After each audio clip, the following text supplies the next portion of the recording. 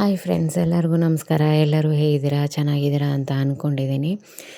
ಈ ಬ್ಲಾಗು 2 ದಿನದ್ದಾಗಿದೆ. ಇವಾಗ ಬೆಳಗ್ಗೆ 7:30 ಆಗ್ತಾ ಬಂದಿತ್ತು. ನನ್ನ ದಿನನ ನಾನು ಸ್ಟಾರ್ಟ್ ಮಾಡ್ತಾಯಿದ್ದೀನಿ ಟೀ ಜೊತೆಗೆ. ಹಾಗೆ ಒಂದು ಸ್ವಲ್ಪ ಎಲ್ಲ ಕೆಲಸಗಳನ್ನ ಮುಗಿಸ್ಕೊಂಡೆ. ಮನೆ ಕಸ ಬಳಿಯೋದು ಎಲ್ಲ ಬೆಳಗ್ಗೆದೇನಿರುತ್ತೆ. ಆಮೇಲೆ ಇವತ್ತು ನಾಷ್ಟ ಮಾಡೋಣ ಅಂತ ಹೇಳಿ ಮಾಡ್ತಾಯಿದ್ದೆ. ನನ್ನ ಮಗಳು ಪುರಿ ಬೇಕು ಅಂತ ಅಂದಳು. ಹಾಗಾಗಿ ಪುರಿ ಮಾಡ್ತಾಯಿದ್ದೀನಿ. ಯೂಶ್ವಲಿ ಅವಳು ಈ ಥರ ಆಯಿಲಿ ಫುಡ್ಡನ್ನು ಜಾಸ್ತಿ ಬೇಡೋದಿಲ್ಲ. ಬಟ್ ಇವತ್ತು ಯಾಕೋ ಪುರಿ ಬೇಕು ಅಂತ ಹೇಳಿದ್ಲು. ಹಾಗಾಗಿ ಮಾಡ್ತಾಯಿದ್ದೀನಿ. ಯಾಕಂದರೆ ಅವಳಿಗೇನು ಇಷ್ಟನೋ ಅದೇ ಜಾಸ್ತಿ ನಡೆಯುತ್ತೆ ಮನೆಯಲ್ಲಿ. ಹೆಚ್ಚಾಗಿ ಅವಳು ಇಷ್ಟಪಡಲ್ಲ, ಬೇಡೋದು ಇಲ್ಲ ಅವಳು ಪುರಿನೆಲ್ಲ. ಇವತ್ತು ಯಾಕೋ ಅವಳು ಕೇಳ್ತಾ ಇದ್ಲು, ಹಾಗಾಗಿ ಇವತ್ತು ಮಾಡಿದೆ. ಇದು ಗೋಧಿ ಹಿಟ್ಟಿಂದ ಮಾಡಿರುವಂತಹ ಪುರಿ. ನೀವು ಈ ಥರ ಗೋಧಿ ಹಿಟ್ಟು ಮತ್ತು ಒಂದು ಸ್ವಲ್ಪ ರವೆ ಹಾಕಿಬಿಟ್ಟು ಮಾಡಿ ತುಂಬ ಚೆನ್ನಾಗಿರುತ್ತೆ. ರುಚಿ ಕೂಡ ಜಾಸ್ತಿ. ನೀವು ಮೈದಾ ಹಿಟ್ಟಲ್ಲಿ ಏನು ಮಾಡ್ತೀರಲ್ಲ ಅದರ ಟೇಸ್ಟ್ ಏನಿರುತ್ತೆ ಅದಕ್ಕಿಂತ ಜಾಸ್ತಿನೇ ಟೇಸ್ಟ್ ಇರುತ್ತೆ. ಯಾಕಂದರೆ ಗೋಧಿ ಹಿಟ್ಟನ್ನು ಬಳಸ್ತೀವಲ್ಲ, ಹಾಗಾಗಿ ಒಂದು ಸಾರಿ ಟ್ರೈ ಮಾಡಿ ನೋಡಿ. ಇದ್ರ ರೆಸಿಪಿ ಕೂಡ ನಾನು ಈಗಾಗಲೇ ಹಾಕಿದ್ದೀನಿ. ತುಂಬ ವರ್ಷದ ಹಿಂದೆ ಹಾಕಿರುವಂಥದ್ದು. ಸರ್ಚ್ ಮಾಡಿ ನೋಡಿ, ತುಂಬ ರುಚಿಯಾಗುತ್ತೆ. ಇದ್ರ ಜೊತೆಗೆ ಜವಾರಿ ಚಟ್ನಿನ ಮಾಡಿದ್ದೆ ನಾನು. ನಮ್ಮ ಉತ್ತರ ಕರ್ನಾಟಕದ ಕಡೆ ಜವಾರಿ ಚಟ್ನಿ ಅಂದರೆ ಒಂದು ಬೆಟಗೇರಿ ಚಟ್ನಿ ಅಂತ ಸಿಗುತ್ತೆ, ಇನ್ನೊಂದು ಜವಾರಿ ಚಟ್ನಿ. ಬೆಟಗೇರಿ ಚಟ್ನಿಗೆ ಒಂದು ಸ್ವಲ್ಪ ಮೊಸರನ್ನ ಹಾಕ್ತಾರೆ. ನಾವು ಈ ಜವಾರಿ ಚಟ್ನಿಗೆ ಮೊಸರು ಹಾಕಲ್ಲ, ಬರೀ ಪುಟಾಣಿ ಹಿಟ್ಟಿಂದನೇ ಮಾಡೋದು. ಅದು ಕೂಡ ತುಂಬ ಚೆನ್ನಾಗಿರುತ್ತೆ ಎರಡು. ನಾನು ಜವಾರಿ ಚಟ್ನಿನ ಯಾವ ರೀತಿ ಮಾಡೋದು ಅಂತಲೂ ಹಾಕಿದ್ದೀನಿ. ಯಾರಾದರೂ ನೋಡಿಲ್ಲ ಅಂದರೆ ನೋಡಿ, ಎರಡನ್ನೂ ಟೇಸ್ಟ್ ಮಾಡಿ ಹೇಗಿದೆ ಅಂತ ಹೇಳಿ ತಿಳಿಸಿ. ನೀವು ಕಮೆಂಟ್ ಮೂಲಕ ನೋಡಿ. ಪುರಿ ಉಬ್ಬಿ ಎಷ್ಟು ಚೆನ್ನಾಗಿ ಬಂದಿದೆ ಅಂತ. ನನ್ನ ಮಗಳು ಕೂಡ ಪುರಿ ಮಾಡಿದ್ದಾಳೆ, ಒಂದು ಚಿಕ್ಕದು. ಇದು ಏನಂದರೆ ಅವ್ರ ಅಪ್ಪನಿಗೋಸ್ಕರ ಅಂತ ಮಾಡಿದ್ದವಳು. ಆ್ಯಕ್ಚುಲಿ ನಮ್ಮ ಮನೆಯವರು ಇವತ್ತು ಹೊರಗಡೆ ನಾಷ್ಟ ಇತ್ತು, ಹಾಗಾಗಿ ಅವರು ನಾಷ್ಟ ಮಾಡಲಿಲ್ಲ. ಅದಕ್ಕೆ ಅವಳೇ ತಿಂತಿದ್ದಾಳೆ ನೋಡಿ. ನನಗೆ ಕೊಡು ಅಂದರೆ ಕೊಡೋದಿಲ್ಲ, ನಾನೇ ತಿಂತೀನಿ ನಾ ಮಾಡಿರೋದನ್ನ ಅಂತ ಹೇಳಿ ಆ ಚಿಕ್ಕ ಪುರಿನ ಅವಳೇ ತಿಂತಾಯಿದ್ಲು. ತುಂಬ ರುಚಿಯಾಗಿರುವಂಥದ್ದು. ಸಣ್ಣ ಸಣ್ಣ ಹೋಟೆಲ್ಗಳಲ್ಲೂ ಕೂಡ ಈ ಒಂದು ಜವಾರಿ ಚಟ್ನಿ ಪುರಿ ಸಿಗುತ್ತೆ ನಮ್ಮ ಊರ ಕಡೆ ಎಲ್ಲ. ಆಮೇಲೆ ಮಂಡಾಳ ಒಗ್ಗರಣೆ, ಮಿರ್ಚಿ ಬಜ್ಜಿ, ಇದು ಫಿಕ್ಸು 3 ಸಿಗುತ್ತೆ ಸಣ್ಣ ಹೋಟೆಲ್ಗಳಲ್ಲೂ ಕೂಡ. ಯಾಕಂದರೆ ಎಲ್ಲರೂ ಇಷ್ಟಪಟ್ಟು ತಿನ್ನುವಂಥದ್ದು ಇದು. ಇವತ್ತು ನನ್ನ ಮಗಳು ಇಷ್ಟಪಟ್ಟು ಕೇಳಿದ್ಲು. ಅವಳು ಯೂಶ್ವಲಿ ಕೇಳಲ್ಲ ಅಲ್ವಾ, ಹಾಗಾಗಿ ಇವತ್ತು ಅವಳಿಗೆ ಬೆಳಗ್ಗೆ ಮಾಡಿಕೊಟ್ಟೆ ನಾನು. ಇದೆಲ್ಲ ಆದಮೇಲೆ ಕೆಲಸ ಅದು ಇದು ಅಂತ ಹೇಳಿ ವಿಡಿಯೋನೇ ಮಾಡೋಕ್ಕಾಗಿರಲಿಲ್ಲ ನನಗೆ. ಇದು ಸಂಜೆ ವಿಡಿಯೋ. ನಾನು ಮಲ್ಲಿಗೆ ತಟ್ಟೆ ಇಡ್ಲಿ ವಿಡಿಯೋ ಹಾಕ್ತೀನಿ ನೆಕ್ಸ್ಟು ವಿಡಿಯೋದಲ್ಲಿ ನೋಡಿ. ಅದನ್ನೇ ನಾನು ರುಬ್ಬಕ್ಕೆ ಅಂತ ಬಂದಿದ್ದೆ. ಆವಾಗ ನೆನಪಾಯಿತು ನಾನು ವಿಡಿಯೋನೇ ಮಾಡಿಲ್ಲ ಇವತ್ತು ಅಂತ. ಹಾಗಾಗಿ ಇದೊಂದು ಸಣ್ಣ ಕ್ಲಿಪ್ಪನ್ನು ಹಾಕ್ತಾಯಿದ್ದೀನಿ. ಇದಿಷ್ಟು ಮಾಡಿಬಿಟ್ಟು ಮಲ್ಕೊಂಡೆ ನಾನು. ಆಮೇಲೆ ಬೆಳಗ್ಗೆ ಎದ್ದು ಇಡ್ಲಿ ಮಾಡ್ಕೊಂಡ್ವಿ ಇವತ್ತು. ಮಲ್ಲಿಗೆ ತಟ್ಟೆ ಇಡ್ಲಿ ತುಂಬ ಚೆನ್ನಾಗಿರುತ್ತೆ, ಸಾಫ್ಟಾಗಿರುತ್ತೆ, ತಿನ್ನೋದಕ್ಕೆ ತುಂಬಾ ರುಚಿ ಕೂಡ ಅಷ್ಟೇ. ಈ ರೀತಿ ಯಾವಾಗಾದರೂ ಮಾಡ್ಕೊಂಡು ತಿಂದರೆ ತುಂಬ ಚೆನ್ನಾಗಿ ಅನಿಸುತ್ತೆ. ಇದು ನೋಡಿ, ಪ್ಲೇಟ್ಗಳೇನೆಂದರೆ ನನ್ನದೊಂದು ಸಜೆಷನ್ನು, ನೀವು ಇಡ್ಲಿ ಪ್ಲೇಟ್ಗಳನ್ನು ತೊಗೊತಾ ಇದ್ದರೆ ಈಗ ಹೊಸದಾಗಿ, ಅವರು ಚಿಕ್ಕ ಪ್ಲೇಟ್ಗಳನ್ನ ತೊಗೊಳ್ಳಿ ಆದಷ್ಟು. ತುಂಬ ದೊಡ್ಡ ಪ್ಲೇಟ್ ತೊಗೋಬೇಡಿ. ನಾನೀಗ ತೊಗೊಂಡಿದ್ದೀನಲ್ಲ ಸ್ವಲ್ಪ ದೊಡ್ಡ ಪ್ಲೇಟ್ ಇದೆ. ಇದರಲ್ಲಿ ಸುಮಾರು ಒಂದು 2.5-3 ಸ್ಪೂನ್ನಷ್ಟು ನಾನು ತೋರಿಸಿದ್ನಲ್ಲ ಆ ಸ್ಪೂನಲ್ಲಿ ಅಷ್ಟೊಂದು ಹಿಟ್ಟು ಹಿಡಿಯುತ್ತೆ. ತುಂಬ ದೊಡ್ಡದನ್ನಿಸುತ್ತೆ, ತಿನ್ನೋದಕ್ಕೆ ಸ್ವಲ್ಪ ಕಷ್ಟ ಅನಿಸುತ್ತೆ. ಒಂದೇ ಹಾಕ್ಕೊಟ್ರೆ ಈ ರೀತಿ ಕಟ್ ಮಾಡಿ ಕೊಡಬೇಕು. ಚಿಕ್ಕ ಚಿಕ್ಕ ಇಡ್ಲಿ ಆದರೆ ತುಂಬ ಚೆನ್ನಾಗಿರುತ್ತೆ. 2 ಇಡ್ಲಿ ಸೇರಿ 1 ಇಡ್ಲಿ ಆದರೆ ಅದು ಚೆನ್ನಾಗಿರುತ್ತೆ. ನೀವು ಆ ಥರದ್ದನ್ನು ತಗೊಳ್ಳಿ ಆದಷ್ಟು. ತುಂಬ ದೊಡ್ಡದು ತೊಗೊಂಡ್ರೆ ಹಿಟ್ಟು ಜಾಸ್ತಿ ಹಿಡಿಯುತ್ತೆ.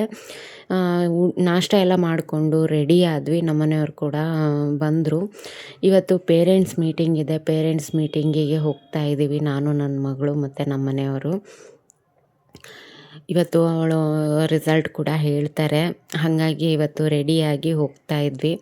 ಅವಳಂತೂ ತುಂಬಾ ಖುಷಿಯಾಗಿದ್ಲು. ತುಂಬ ದಿನ ಆದಮೇಲೆ ನಾವಿಬ್ಬರು ಅವಳು ಸ್ಕೂಲ್ಗೆ ಹೋಗ್ತಾ ಇದ್ವಿ. ನಾ ಎಲ್ಲಿ ಕೂತ್ಕೋತೀನಿ, ನನ್ನ ಫ್ರೆಂಡ್ಸು ಎಲ್ಲರನ್ನೂ ಪರಿಚಯ ಮಾಡಿಸ್ತೀನಿ ಬನ್ನಿ ಇವತ್ತು ಅಂತ ಹೇಳ್ತಾ ಇದ್ಲು. ನಾನು ಮೊದಲು ಅವಳನ್ನ ಕರಿಯೋಕ್ಕೆ ಹೋಗಬೇಕಾದ್ರೆ ಅವಳು ಎಲ್ಲರನ್ನೂ ಭೇಟಿ ಮಾಡಿಸ್ತಿದ್ಲು. ಬಟ್ ಇವತ್ತು ಏನಂದರೆ ನಾವು ಹೋಗ್ತಾ ಇರೋದು ಅವಳಿಗೆ ತುಂಬ ಖುಷಿಯಾಗಿತ್ತು. ಅವಳು ಫಸ್ಟ್ ಬಂದಿದ್ಲು, ಹಾಗಾಗಿ ಅವಳು ತುಂಬಾ ಖುಷಿಯಾಗಿದ್ಲು. ಯಾಕೆ ಅಂದರೆ ಅವಳಿಗೆ ಫಸ್ಟ್ ಬಂದರೆ ನಾನು ಸ್ಕೇಟಿಂಗ್ ಕೊಡಿಸ್ತೀನಿ ಅಂತ ಹೇಳಿದ್ದೀನಿ. ಅವಳು ಸ್ಕೇಟಿಂಗ್ ಬೇಡ್ತಾ ಒಂದು 6 ತಿಂಗಳಾಯಿತು. ಟಿ ವಿನಲ್ಲಿ ಮೊಬೈಲಲ್ಲಿ ನೋಡ್ತಾರಲ್ಲ ಮಕ್ಕಳು ಆಡೋದನ್ನೆಲ್ಲ ಅದರಲ್ಲಿ.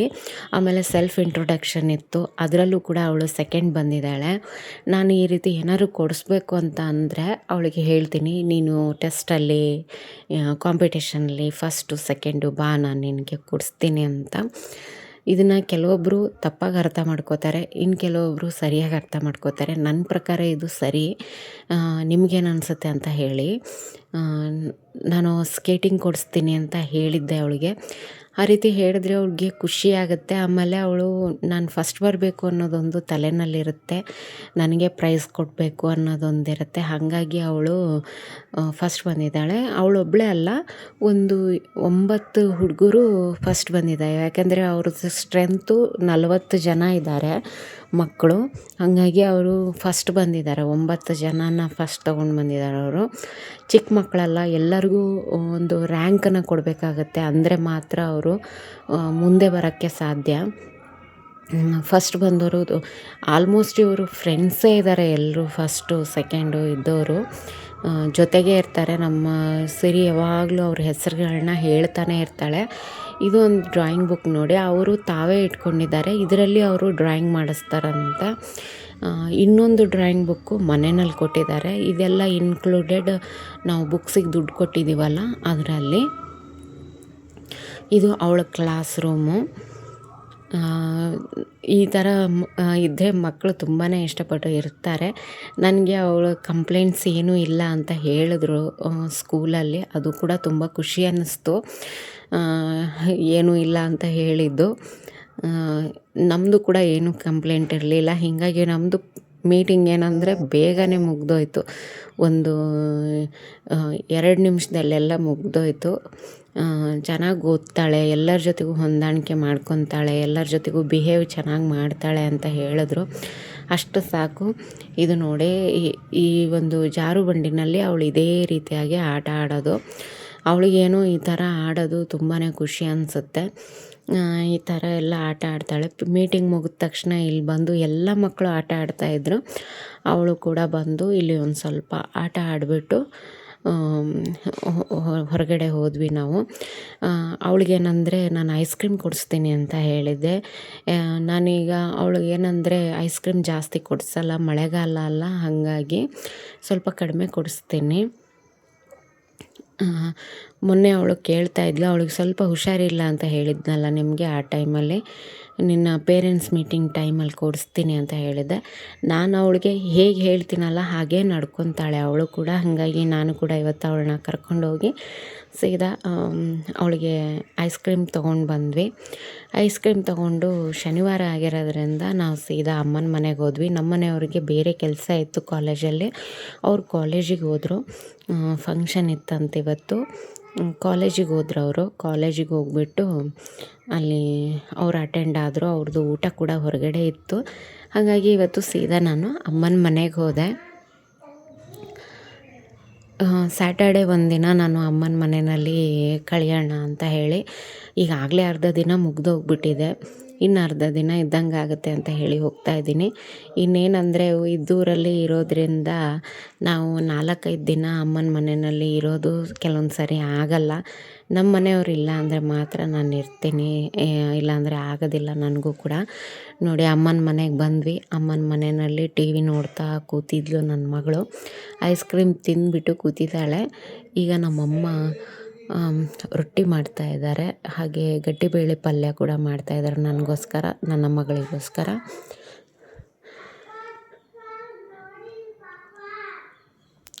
ಇದು ಮತ್ತು ಪುಂಡೆ ಪಲ್ಯ, ಕೆಂಪು ಚಟ್ನಿ ಅದೆಲ್ಲ ಮಾಡಿದರು.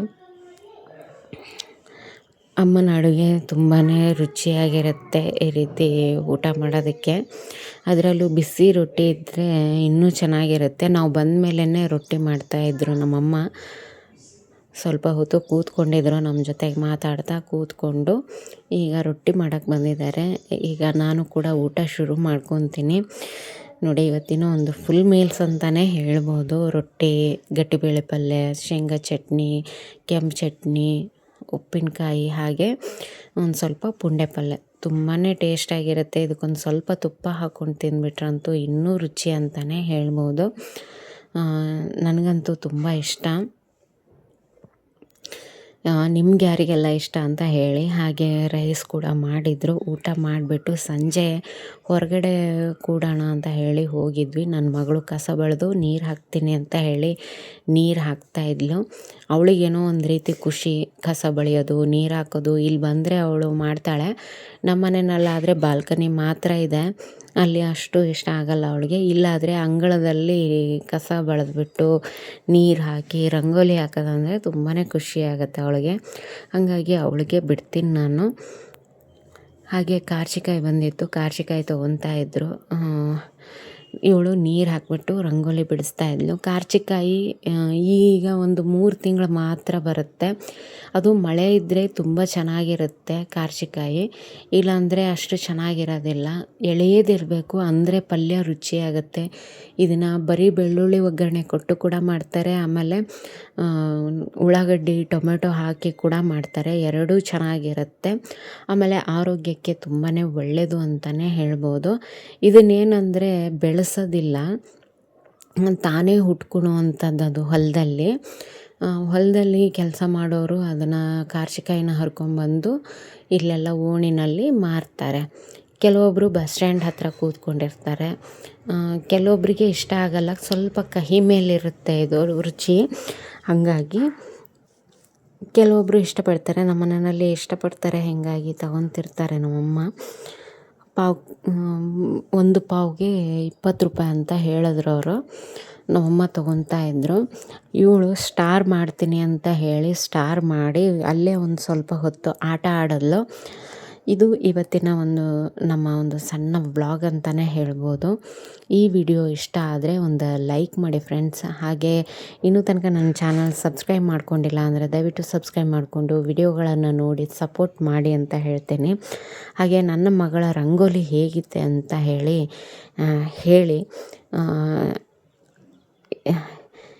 ಈ ವಿಡಿಯೋ ಕೂಡ ಹೇಗಿತ್ತು ಅಂತ ಕಮೆಂಟಲ್ಲಿ ತಿಳಿಸಿ. Thank you friends, bye. ಮತ್ತೆ ನಿಮಗೆ ನೆಕ್ಸ್ಟ್ ವಿಡಿಯೋದಲ್ಲಿ ಸಿಗ್ತೀನಿ ನಾನು. Thank you friends, bye.